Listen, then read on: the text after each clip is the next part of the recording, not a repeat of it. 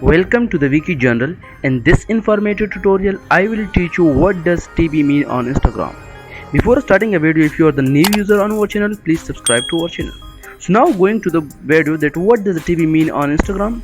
The TB mean the text box or the throwback Thursday. So there are some common definition of TB and also some hashtag used for this TB. So now we are going to the what does mean TB on Instagram.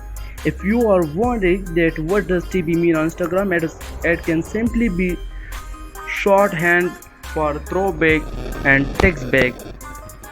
So every Thursday, user of the popular photo sharing app post old photograph and memories as a way of nostalgia. Another meaning of the TB can be Throwback Thursday.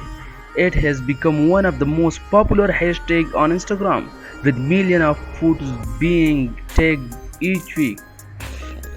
Lastly, the text back feature on Instagram allows the more personal communication than simply commenting on someone's photo or posting on their web.